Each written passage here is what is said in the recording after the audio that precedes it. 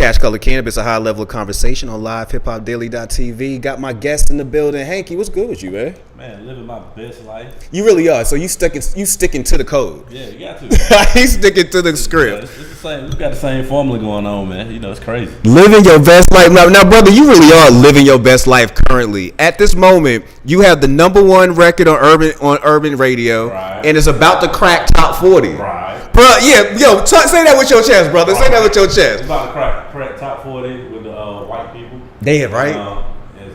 Duval called the white people charts. It's gonna be on the zoos, and you know what I'm saying, shit like that. Yeah, it's like right between Ed Sheeran and Justin Bieber. It's crazy. Right now? Yeah, that's something. Bruh. Yeah. Something, you know how those groups you can't really pronounce. Bruh. Yeah. Bruh.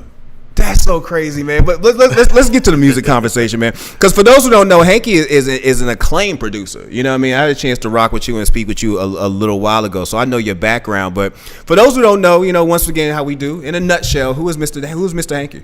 I'm a producer, songwriter. You know, born and raised right here down the street in Atlanta. You know, I've been making a couple of hits for years, and you know, making it do what it do. We just living. That's it. Yeah. Yeah. Right now, you are like, I don't want to keep bringing the cliche in the ground, but you are living your best life currently, man. You have a hit record with my man Lil Duval. Right. And I'm gonna bring you in a scenario real quick. So I'm at Escobar one night, and it's me. Shout out to my man E1. Shout out to Ari and Danny. Big Bo's Paws crew was with me that night. We were in Escobar. Shout out to Nick Love for putting on dope events down there at Escobar. I'm there though, you know, just to kind of kick it and show my face. Midway through the night, you know, Nick starts tapping everybody, goes, you know, Lil Duval about to come through. I look like, fuck Duval. Fuck Duval about to come through and do. He goes, yeah, he gonna perform his new song. I was like, fuck Duval about to do. He gonna perform a new song. So, you know, we was all lit up. The place was smoked out. It was good. You know, Duval consumes. I like that. Right. You know what I'm saying? So I watched my man light up a little blunt, came through, say what's up to the crowd. I'm more thinking, what is Duval going to perform, though? Like, I've never seen Lil Duval perform anything. Right. And then my man grabbed the mic, and he turned into a whole nother person and performed this song called Smile, Bitch.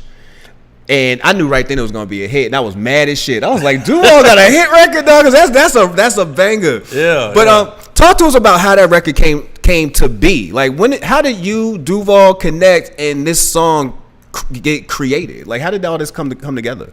Man, basically, we just I got connected with Duval through Bebe out of Dallas. Hey, radio. Bebe. Yeah. So, you know, knowing him since the Hurricane Chris days over there with College Park and all that stuff.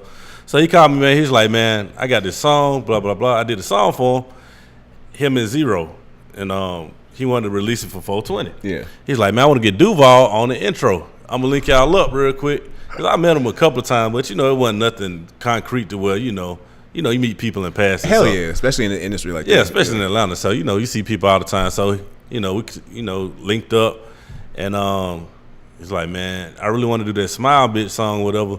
So I sent him a couple of beats, and that second beat came on, and he just went crazy.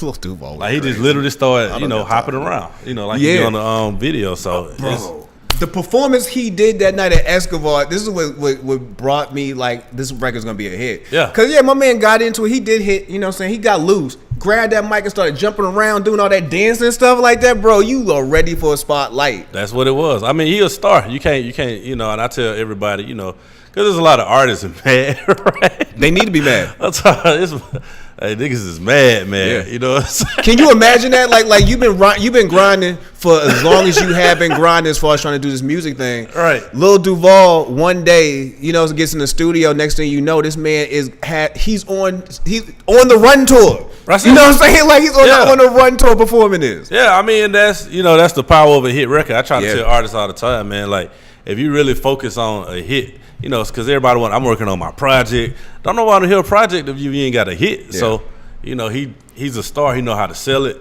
and that was it. Yeah, it was gone after that, man. When you and Duval first heard the record, did you know it was going to be a hit, or was you still on the fence about it a little bit? It's a type of situation. He moves. He don't move like other people move. Like he really moves very methodical. Yeah. Like it's no speed to it. You might not hear from him. We did the first version of it, the first draft. He just did the intro and just did Smile Bitch and, was, doing that shit all in the studio. And basically, it was just crazy, I didn't know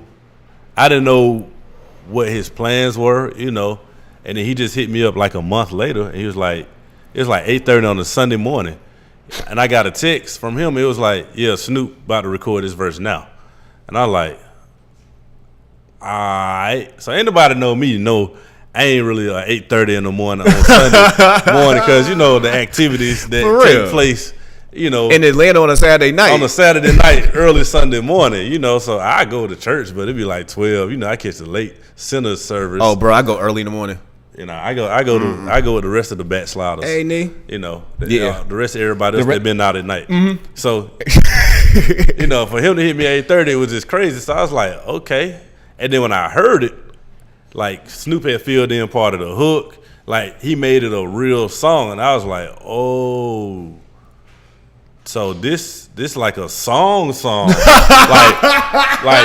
we finna make a song. This what we doing. Oh, okay, we ain't playing. We ain't playing. Okay. And I knew, but the thing about it, I never took it like he was playing. I just didn't know his moves, so it was just, I ain't know Snoop moves, I ain't know Duval moves. I was just literally sitting there like, okay, I'm waiting them to call me, and that's it. That's hilarious. All right, so Snoop got involved, and then eventually Ball Greasy got on the record, and you have a complete song called "Smile, Bitch" that's now a huge hit record, man. It's #1 on urban radio. Yeah, it's probably gold already. Yeah, it's probably about to be platinum if it ain't already gold, but. Yeah, it's a real situation in the culture. You know what? The stuff like that like blow you away that you have a record right now that you like, you know, is going gold, and that's you know, it's going gold. It's most likely going to go platinum now that we think about it.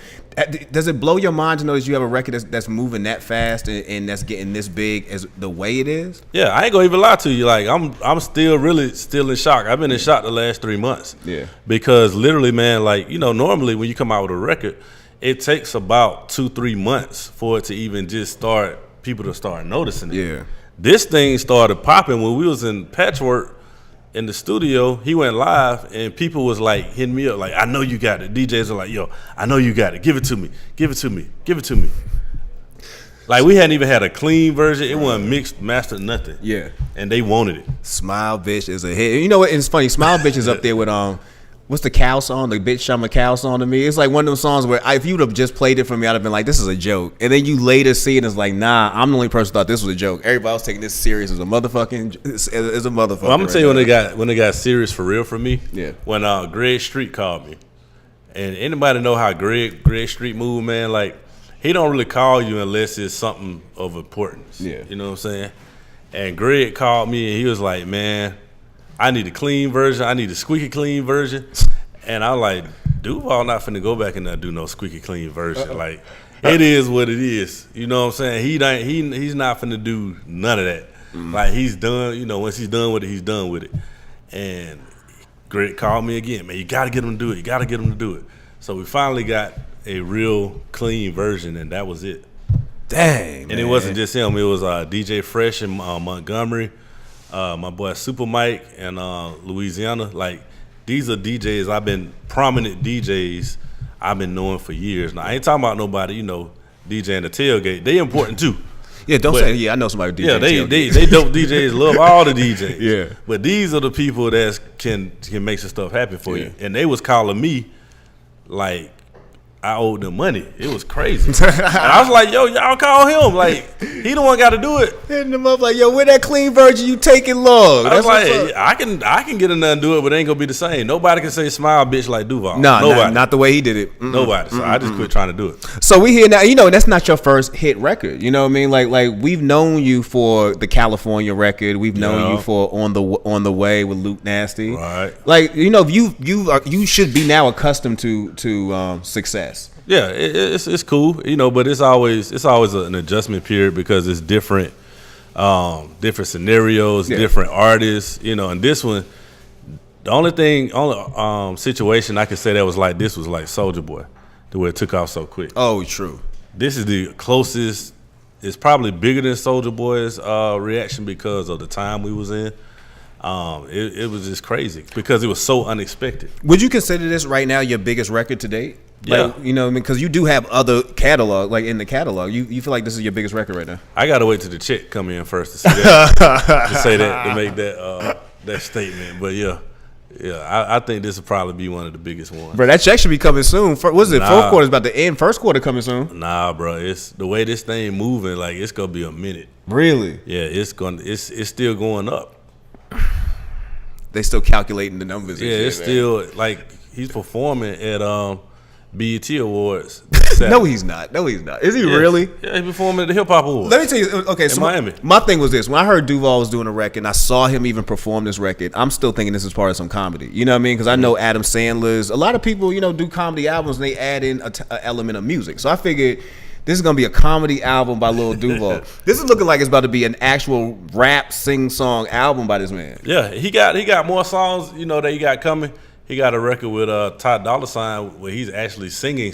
They was cranking that up last night at Gathering Spot, man. I was there. It was crazy. So he's shooting this shot right now, and which makes sense. So either way it goes, it's a win-win. The people like it, cool. If they don't, it was unexpected anyway. That's what's he up. Still won with Smile Bitch, so it's a win. That's what's up. Well, this record here and a couple of the records were major hit records, but they were part of what I call the art of sampling. You know what I mean? Like we don't really see. Well, we do see people sample now. Like I give Harry Fraud a lot of credit for what he does, but there's most people now are sticking to the trap drums. You're sticking to a lot of stuff you kind of hear in the can already. Right. But you bringing back a feel that I ain't felt really since Diddy's Mo Money, Mo Problems. Like the way you taking the samples and it's not like you're making it karaoke music. It's making it your own composition. Right. Speak to us about, the art of sampling itself and why you decided to go this route when it comes to you making music. Well, the main reason, like you said, what was going on, everybody using the same program. Yeah, man. You know what I'm saying? So, like you said, everybody using the same sounds. You can go find the VSTs, the instruments that they're using, and recreate anybody's song right now because all this stuff is so accessible right now. Mm-hmm. So I just got tired of it because, at the time I think like Lex Luger was out, he was doing stuff, and then everybody went and copied his song. Yeah. Then it was on and on and on. And then nobody was actually staying around making, summer to summer. It was somebody hot this summer, then somebody hot the next summer. Nobody had consistent, years of success. Yeah.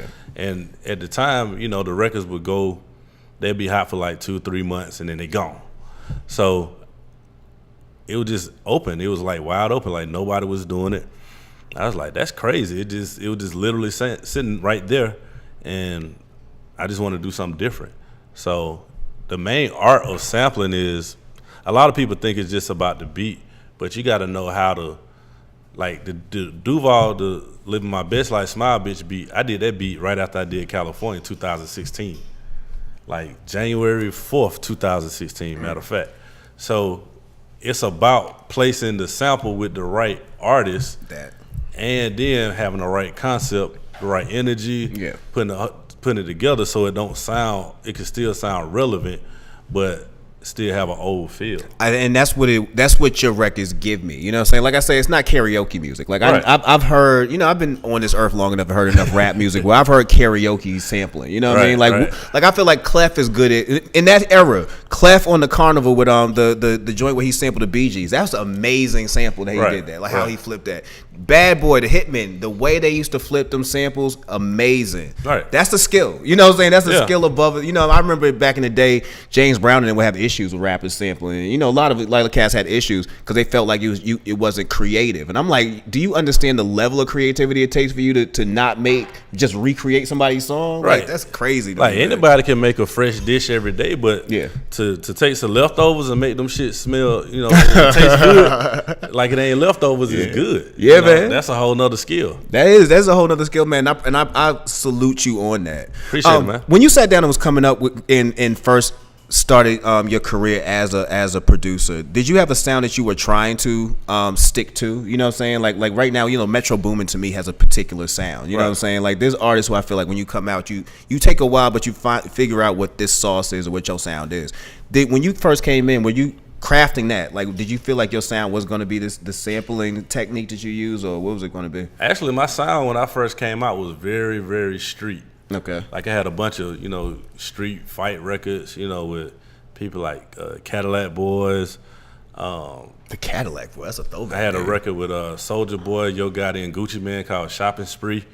Like, it was a real street, like, hard, just evil sounding record. It used to be, like, real evil. So it was like, at the time, you know, that was at the end of the crunk era, and the snap movement and all that good stuff was coming around. So that's where I was at, you know. But I was always sampling stuff just in case, you know. And that was it, because honestly, I didn't have a lot of, you know, the VSTs were not at the time. I had a Roland Phantom X6 keyboard or something. So I found myself sampling just to get away from them stock sounds that anybody can use. Yeah. And that's where it started. That's what's up, man. So here we are today with you know, again, you have a hit record, and I'm pretty sure you're working on some other projects. Like, who are you working on? Well, who are you in the studio with currently, or who do you plan on working on currently? Man, I got a record coming out with Tory Lanez. Really? Yeah, really. Yeah, right? I'm sitting there like, yo, Hanky is up here. Like, don't ever pretend that. Yeah, we ain't going back and forth with these niggas, man. You know, for real. That's what we doing. Like, we coming to win, you know. So that's what so you and little Tory, you and young Tory got one. Yeah, I'm actually working on my own project. I got a verse from Yo Gotti already. Yeah, I'm working on my own single. You know, I'm finna. Is it? You know what? And that's good too, because I love when producers put together their own joint. My man Maserati last week came through and told us about his new album. So you working hard on that? Like, who do you expect to be on it? Like, I know you said you got Gotti pop. You know, so you got Gotti on it. Who else do you think you might have on the project? Man, who knows? You know, it's like Khaled say, man, you waiting on the vocals to come in. You know, and that's a real thing. Just tell me when you need the Mecca vocals. I got you. I got you, man. As soon as I get it down, man, I'm actually also looking for my own artist too right now. Yeah, so you know, making hits ain't necessarily been ever a problem. So I just figure I might as well just do it for myself. This is a guy right now who when you have multiple hit records, I mean for real hit records, you can say stuff like that. Making a hit ain't nothing. Yeah, you know what I'm saying? You can say that. Yeah, because I tell people all the time, man, and I don't think people get it. Like, you'll see me out in clubs all the time. It ain't necessarily just to turn up. It just, I'm doing homework. You know, I'm studying, seeing what's missing. A lot of times people try to make a hit record by making what's already out there. Of course. You know what I'm saying? So it end up being more of the same. Even if it get a little buzz, it's still the same stuff. You feel me? Bruh, look, you know, when I was growing up, before I became a writer, before I ever got into the media side, my dream was to either be a producer or a DJ. Right. You know, that was dead ass my dream, man. And now when I watch producers, especially up and coming producers, I'm almost I feel bad for them. You know what I mean? Because it's like I'm watching producers now almost sacrifice a sound in order to sound like somebody else. Like, and I had this conversation with Burn One where I was like, you know, you go on Twitter now and you see people say legitimately, I have a Metro Boomin sounding beat. Like, I don't want a Metro Boomin sounding beat. I want a you sounding beat. You know what I'm saying? Like what kind of advice would you give to some of these up and coming producers about, you know, actually developing that sound and finding what your niche is versus trying to recreate what's already hot? Exactly. I mean, it's the same, man. Is stop it. Just stop. Because what ended up happening is you actually killing that whole sound, that whole wave that producer created, because you go come with some watered down stuff, and even if it's better or whatnot, nobody cares. You know what I'm saying? So just work on your own brand and go with it. Like, it took a lot of nuts for us to come out with California, because you gotta keep in mind, when nobody. It just came from left field. You know what I'm saying? So you can't be scared to fail. You can't be scared to look crazy, because guess what? If it hit, it's gonna hit big. Yeah. But if it don't, you know, cool. You know, dust it off. Try another record on the same beat. Who knows? You know, but definitely that's not the way to go, man. Like, you can't get anywhere like that. Yeah. Have you seen Quincy Jones documentary? Which one? The one that's on Netflix right now. I haven't seen it. I've heard about it. Bro, it's so amazing. And one thing I took away from watching it was, and I admired it because I feel like I'm trying to be that myself. Quincy never settled for a certain position. You know what I mean? Like, when he first started off and he was working with even Frank Sinatra's of the world, he was happy about leading their bands and happy about writing for them, but he was thinking, why can't I do music? Right. And then he got in, why can't I do movies? Then he gets into movies and he's like, well, why can't I do TV? Then he get into TV and he says, well, why can't I make my own album and I'm gonna do this round? I'm gonna bring rappers in this round. I'm gonna change my sound up. Who says I can't do a whole artist album? Let me get Michael Jackson. You know, he kept pushing himself to not be just left in this little bubble, in this little box.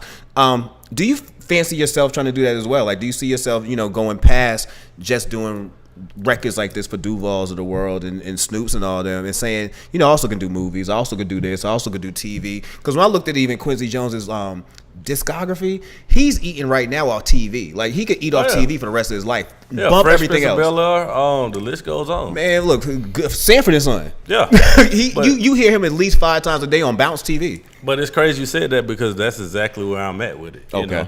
Like I said, the Duval situation, it was more of a challenge for me, just to see if it could be done. Yeah. And actually it was like one of the easiest processes, because he's such a creative person. He knows exactly what he wants to do. Yeah. And the cool thing about it, he don't give a fuck if you like it or not. He go do it, and he go smile and jump around and do that shit, and he go sell it. So, that's why I'm at. It's so crazy you said that. I want to do all of the above. Yeah. That's exactly what I'm working on right now. That's what's up, man. Yeah, man. Who are some of the influences you did have growing up, as far as musically, especially production wise? Like, were there any producers that kind of stuck out to you when you were when you first caught wind to music and knew that this was something you was gonna do?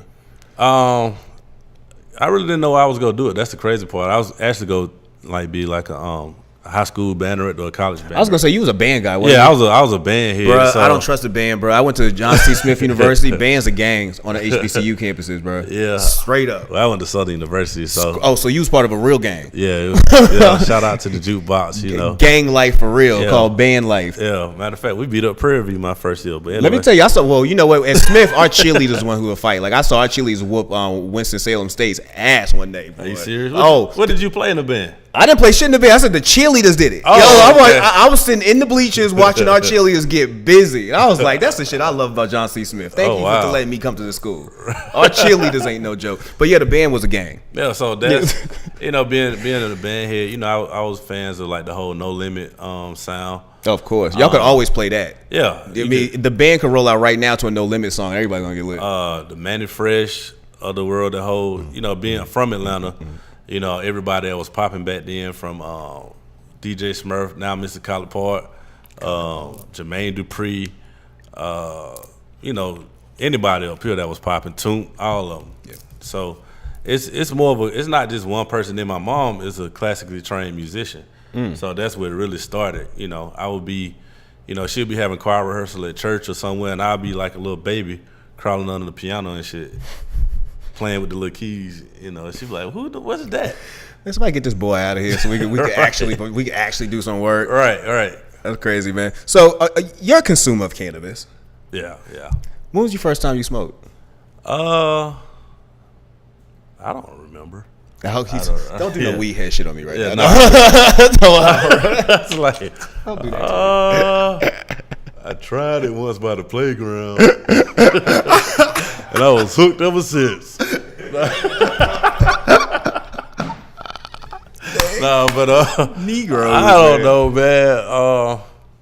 It might have been college. I don't know. Really? But it was some trash in college. So we always talk about how everybody in this room first time was some trash. Like, yeah, but at the time we was like, oh nigga, this shit crazy. Yeah, let's roll a whole blunt of this trash. You know what I'm saying? let's hotbox. Put the trash. seeds in it too. Yeah, put the seeds in it too. It's gonna make it. I like to hear the pop. I like to hear the pop of it. Bruh, we was so y'all don't even know how good y'all got it with this new weed shit, man. Like, y'all know the strains, y'all know what's in it. I told people foot weed and underwear weed was how I got my weed. Like, some dude would put his hand in his drawers and pull out a bag of weed. But I'd really, like, for real, like, I guess around like the California record. Really? Like, for real. Yeah. I mean, I wasn't really into it, but you hanging around Snoop and you going to California and all that other stuff. So you just can't just not, they pass to you like, nigga, this Snoop, nigga, I'm smoking with Snoop, nigga. It's like, Legit, I had somebody tell me one time, it was a female. She said that I had a chance to smoke weed with Snoop and I didn't. And I said, why? She said, I can't take weed and I didn't know what the fuck was going to happen. And the weed they smoking was way too, I was like, I'll turn it down. Yeah, so I, it's the type of thing, because a lot of times, man, especially in the studio, I got to stay focused. Yeah. Because I got some stories about that stuff, boy. Them folks. With the weed? I mean, just in general, man, because it ain't just weed right now. Like, niggas is on weed, pills, liquor, baby formula. You know what I'm saying? Like they trying everything. Like, what is that? What y'all doing, man? You don't know everything. about this Gerber nigga? This shit crazy, boy. With the bananas in it, boy. You hitting. Nah, bro, I'm good, bro. Try it. You know, hitting, boy. Like niggas smoking up the box and everything. You know, it's just crazy. That's too much right now. Yeah, You're right. Man. You're right. I bet you do. You know what I'm saying? Because again, when artists come in, they feel like, and I know a lot of artists do use bud to kind of help their creativity. Right. But sometimes I can see where it becomes an issue. You know what I'm saying? Yeah, because sometimes, you know, everybody ain't on the same level. So Yeah. it's cool if if it stimulates you, but you start getting sleepy and stuff, and then the music just playing over and over and over for an hour. Bro, it's like, okay. That sleepy shit's real. You know what I'm saying? Like, you up in here, you dozing off, and somebody's paying for the studio session. You know what I'm saying? They ain't paying for you to go in there and mumble rap unless you good at mumble rapping. And I be cool with me personally because I still get paid regardless. But I'd rather we put a quality product out so we can get big paid. Like, and we can smoke later. We can get paid. Yeah. You know what I'm saying? So you made a song, and now you about to get paid for real. Song, big facts. Big old film, man. So I'm very proud of that, man. So what's the next step for Hanky? You know, man, I know we just had this conversation about you know, moving into other levels and other areas, man. But what's the next step for you? Man, I'm going to drop my single. I got a record with DJ Infamous coming out. Just all kind of crazy stuff, but I want to do movies. I'm working on that. Working on a couple of, like, you know, I wouldn't call it, not podcasts, but, you know, TV, movies, situations, whole EPs, albums, working on finding my new artists. Like, it's just a whole gamut of things I'm working on right now. That's what's up. So I know you said you had mentioned that you're looking for your own artist. And what do you look for in the artist when it comes to, I guess, actually you putting them on? Like, what's something that you need to see in the artist? A star. You know, like I tell people all the time, had I done Smile Bitch with anybody else, it wouldn't have worked. But it worked with Duval because he's a star and he knows how to sell it. Anybody can have a good record or a hit record, but everybody can't move it. No. They can't carry it, and that's what it takes nowadays. Duval walking around here with shirts buttoned all the way down to his navel. Man, that nigga crazy. Down to his navel right this second performing that record. It got to the point, I used to just wake up and he'll been posted 13 times on his Instagram, and it's the most wild, random shit ever. But that's what it takes right now in the game right now, and I got to thank him for that because it opened my eyes to what's really working out here right now. Yeah. It ain't like the records is cool. It's so many dope records out right now that'll never see the light of day because they don't have the other stuff going on. True. It's crazy. True. You know, and again, I also mentioned that it's hard to find a record nowadays. You know what I mean? Like when I go on Tidal, if I go on Apple Music, if I go on one of them sites, I'm searching for what I particularly wanted to hear at that moment. That's it. I'm not searching for your new song. You know what I'm saying? So it's even that much harder to get to really break a record nowadays. Yeah, and then the other part about it, man, like if you don't have that star power to carry it, what happens is if people like it, it gets burnt out real quick because we got stuff on our phones. Everywhere you go, it's on Facebook, it's on. You hear the commercials back to back on them lawyer commercials and shit. Shout out to Atlanta Radio, boy. Atlanta Radio got more lawyer commercials than the motherfucker. Don't we? You know what's the boy on the Pentaluga? He's downtown. Pentaluga, yeah. I seen the old buddy who does his theme song. I seen him driving around the car, bro. Yeah, Wesley Jones, that's my partner, man. He lit to death. I seen him downtown one day in that whip. Talking about call Pentaluga. Yeah, they gave him a. 411 pain. Yeah, my bad. 411 pain. Yeah. Call 1-800-411-PAIN. Yeah. Hey. You be thinking it'd be a real song. Yes, it do. But that's what's going on right now. There's so many dope songs, even for the commercials right now. So. Actually, calling Bethune is a real song to me right now. That one, call Bethune, and they can get that big check for you. That's a song, bro. That's a real. It's a real vibe. If the cow song is a song, why ain't that a song? Right. It's a real vibe. Hit Bethune. Yeah. Do you know what's? Speaking of, have you heard the Smart Water commercial? Have you seen that yet? I've heard about it. Bro, that Smart Water commercial might be the best commercial I've seen in forever. With the water jug singing about how he's not as good at vitamin water. Oh yeah. Oh, you cool, bro? Yeah, like that one. Wish I can be as good as vitamin water. It's some black dude singing it too. It's got so much soul in it, bro. Wow. Yeah, the culture's so strong right now, man. Ain't so it's winning, but that just made the competition of it, you got to be that much better. You got to think that much more out the box now. Now I want to hear that song. I used to be a hero, and now no one bothers. Oh, that was a dope record, man. So, but you know, and again, we hearing music so like I've literally listened to more new records off Insecure than I've heard on the radio in forever. You know, Insecure every week gives me new records. Right. That's you know, and again, you gotta look outwards to actually find new artists nowadays. It's not as simple anymore, man. Yeah, and that's the crazy part about it right now, man. Yeah. So I would like a female artist because I think right now, that's where everything is at. Is this back-to-back producers? Maz was talking about he wanted a female artist as well, man. Yeah, man. We done had the little Bobos, the young whoever's. we done ran out of them. We ain't never run out of Lil Bobo. I mean, you know, little whoever, and you know, a little buddy down at the gas station still selling CDs in 2018. And being mad you don't want it. Be mad. I'm like, nigga, I don't even have a CD player in my car. Like, I tried to explain that. I tried to explain that to somebody one time. I was like, bro, you take me to where we can listen to this. Right. You know what I'm saying? You take me right now. You find me a CD player, I'll buy all the CDs. Exactly. I'll buy them right now. Exactly. And all they're going to tell you is, well, you got $1 on you, man? Just give me $1 for it. Bro, right. Just tell me where I can play this. Nah, bro. I'm keeping my $1. don't be that way, man. So, all right. So, yeah, we're going to help you find you a female artist. Like, I'm on that quest. I mean, but even if it's a male artist, I'm just looking for stars, you know, because that's what it takes now. Yeah, it take a little bit of star power, but it also takes some people working with it. You know what I mean? That's I don't believe this. In order for somebody to be a star, it takes a lot. Like even somebody like a Juice WRLD, like Juice WRLD, the Guap Dad 3000s of the world, and all them. Y'all didn't just. I know it feels to me like you just now hit. But I find people who've been listening to you for some reason for 3-4 years. I'm like, damn, you've been listening to Juice WRLD for 3-4 years easily. Get on SoundCloud. I'm like, dog, fuck you. Like really, dog. So yeah, it takes a lot of work to break these records out here in these streets, man. Who have you not worked with that you want to work with? Jay-Z, Beyonce. Call your shot. Rihanna, Justin Bieber. Okay, so that's the only thing I'm aiming for right now. This is what I like about Hanky. Hanky done up the whole level. Yeah. Like, he done up the whole game. Hey, man, we had Duval perform on that stage, man. That shit, sure did. I like shit. And that shit rocked the whole, that was the best response the whole night. I bet it was, man, because for one, white people could say nigga and nobody really be shocked because we in such a crowd. Yeah. You know what I'm saying? So I bet you there's a lot of white people in there. Yeah, they love the song. That's the only time to say nigga. Yep. And ain't nobody gonna be mad. Look, I feel like there's some artists right now that the only reason you are even in existence because you make music that white people can say the word nigga to. There you go. Lil Wop. I don't know what music you make, but I do know this. In a crowd full of white people, they gonna all be able to chant nigga with you. You know what I'm saying? I know that much, bro.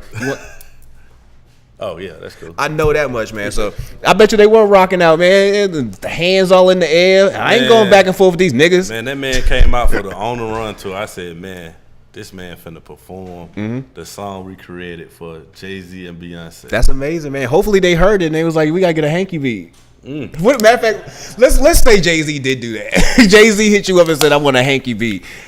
At first, after he says this, how long is it gonna take you to really sit down and make the beat? Because you have to be excited as fuck. Oh, for real? Yeah. I feel Kanye's like that when it comes to Lauryn Hill. I think that Kanye West has a Lauryn Hill. Don't forget about us once you get up there. Once you get up there. No, I'm coming back. I'm coming back. Bro, I'm not gonna let him forget. We're gonna go live. We're gonna go live. We got these saved. I'm not gonna forget this. We're gonna go live and we're gonna be like, look, we gotta do before y'all go on stage, we gotta do this interview. Please. Like, it's gotta be done. See, and this is why you part of the Landabis family. You know what I'm saying? Like, you gotta love people who give back to the community. Got to, man.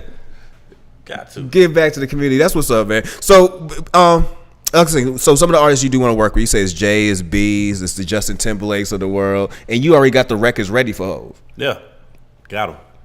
How long you been having them? Forever. That's what's up, bro. Like I said, the Smile Bitch record was done in 2016, January 4th. So when you make records like that, do you feel like you already hear the person that you want on it already, or is it just something like it's gotta come to you after you do it? Well, I used to be a DJ as well. So part of being a good DJ is knowing what's missing and knowing what's gonna make people dance or make them move. And I just knew just watching Duval, because we just did the record with Zero, and it's called All These Drugs, and it's him and Zero. And it's not the one where Zero got a record where he talks about not smoking Reggie, and I think that's the funniest record I've heard from a while, man. But it's not that record. It's basically it's a Luther Vandross remake of All My Love. Okay. But instead of saying all my love, he's saying all these drugs. Who else sampled that, man? Nice and Ball Greasy. No, that's totally different. That's a different. That's Freddie Jackson. Freddie Jackson. Okay, Yeah. okay. That's how Nice much and I slow. don't know my R&B from back in the day. Yeah, you know. Yeah. I talked to a lot of old That's a women. hard body sample too. The way they flipped that. Oh, that's hard body, boy. Yeah, that was crazy. When I heard it, I lost my shit. I was like, ooh. Nice and so. Congratulations, Ball Greasy, man. Greasy Yeah. been going so hard, man. He needs this win. Yeah, Greasy been out there for at least 10 plus years that I know. I used to Oh, see him easy. at the Source in Miami. Easy, him, the Tampa Tonys of the world. Yeah. Like that, Florida has a scene for real where there's just some dudes who can make, almost like in Houston and in Dallas, you can live in this city. You know what I'm saying? You don't necessarily have to go past this city. That's it. Yeah. Ball Greasy did though. Yeah. Salute to He went out Greasy. of there. Salute to Greasy, man. So you got that record ready for Hov. I'm pretty sure you got a pack ready for Beyonce. Yeah, I got it. You know, I know how to tell them exactly what to say on it. You know, how we gonna come off on it, how it's gonna work. That's crazy. Yeah, man. I ain't just sending people beats. I'm sending them records. My man has been talking cash shit in this interview. man. Cash Hey. shit in this interview, man. But you know what? Again, when you have the number one record in the country, you can do that. Hey, man. You can do that. I ain't counting. Hey, man. We gotta get Duval up here, man. I mean, Duval, come smoke one and bring your short ass up here. Yeah, nah, that nigga got some good stuff, too. Oh, he do. I know. You know, shout out to Grow House too. I want to see if they're gonna do a Grow House too. So we do gotta get Duval up The here. funniest thing, like, with Duval was, he was like, I'm about to go live. We was in the studio, so he passed me the joint real quick. So I hit it real quick. And I don't know what that shit was, but I was gone. Instantly. Gone. So he was back there, you know, up there dancing and stuff. And I was back there, had the munchies like a mother, killing the snacks. Yo, Duval's so short, dude. Like that blows my mind. Yo, who you think's who's taller, him or Kevin Hart? You think? Because Kevin Hart's another almost like homunculus human being. You know what I mean? Like he's a fully formed like small person. It's a walking embryo. Yeah, yo, I thought that when I ran into Duval, at the airport one time, and bro walked right past me, and I looked down. And I was like, is that Duval? Because look like a tall ass 8-year-old. Yeah. You know what I'm saying? Yeah. In a whole velour outfit. Look like a tall ass 8-year-old. Get your tall ass 8-year-old ass up here, man. Come roll one and talk this shit, man. I'm gonna have to get it Clay. Clay, bring Duval up to this bitch, man. Hey, man, that's gonna be a historic one. I bet you. Yeah. You know, I'm gonna go back to my phone. Clay, bring my man up here, man. I know he's a big star now and everything. I know you packed out Gathering Spot yesterday, but Shit, he was just at we went to Gathering Spot, and then we just got back from Gathering Spot and Escobar. Escobar. Yeah. Not shame. Not that I'm not affiliated with Gathering Spot in any way, shape, or form. But their brunch, bro, their chicken and waffles actually be smacking. Oh yeah, the food they're crazy. Smacking, bro. They got somebody grandmama back there cooking with them. Somebody, yo, let me tell you, diabetes arms. You know what I'm saying? I was out there with Kelby one time, and our waffles was taking forever, and they came up and apologized. And Kelby said, "What y'all to go to Walmart to get a waffle iron?" And they said, "Yes." Like we left in the middle of this whole shit to go get a waffle iron to make you some waffles. I'm like, that's dedication. That's worth this $200. You know what I'm saying? I might have to go be a member up here. That's right worth that bread, man. So that's what's up, man. So before we fade up out of here, man, if somebody wanted to get in contact with you, they want to chop up with you about the music, they wanted to introduce themselves, maybe if they were artists or something like that, other than getting this man's DM, how can they get in touch with you? They could get at you, or they can hit me up on any one of my socials at Mr. Hanky Beat, AMRHANKY BEAT, or MrHankyBeat.com. Yo, you don't want me to A&R. Yo, actually, I do want to A&R this. Let me A&R this project, bro. I could do it. I don't know. See, the bad thing about A&R, if you put it together and it worked, you look like a hero. Yeah. But if it don't work, Of course. yeah, there you go. Of course, man. That's my goal, though. I'm gonna try to put together a little music project myself next year for Atlanta, for the culture, man. I'm gonna try my hand at A&R. There you go. Yeah, we're gonna see how that Let works. me know, man. If you need my help, I'm done. Oh, I need your help right now. Like, I need a beat. Like, I ain't gonna lie. I ain't going back and forth with you niggas. So, I appreciate you coming through, man. Hey, before we fade out of here, one last thing, man. When it's all said and done, and you are done with your career, you say you are retiring from the game. What do you want to be remembered for the most? Oh, just making, stuff that lasts for a long time. Because, like I said, we live in this microwave generation. Mm-hmm. Ain't nothing really sticking no more than 3 months. It's crazy. Yeah. So, the fact that, California still being played, Walk Around the Club, Fuck Everybody still being played.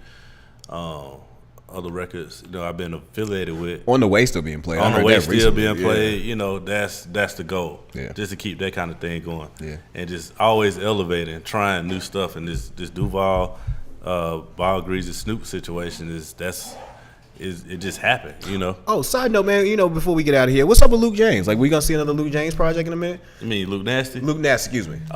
She's like Luke James. Yeah. He's like Luke James. Yeah, put that on the play. Yeah, put that on the. Me and Luke working on some stuff now. I like to take my time a lot of times just to come up with concepts first, because that's the biggest part of it. Yeah. Because a lot of times, you just got to do something that ain't never been heard in a minute. Hey, Luke, you do me a favor? Can you run downstairs? Somebody at the door, I think. Appreciate that, bro.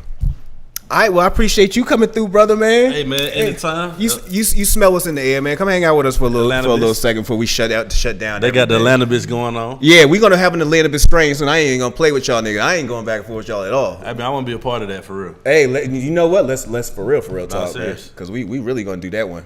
We really gonna do that one. So that's Cash Color Canvas, a high level conversation. We're gonna be back next week with my man Clay James and OD Odell. It's gonna be laughs. It's gonna be raps. It's gonna be smoke. It's gonna be all that. It's Cash Color Cannabis. It's a high level conversation. We on LivehiphopDaily.tv. We out. Hey. Hey.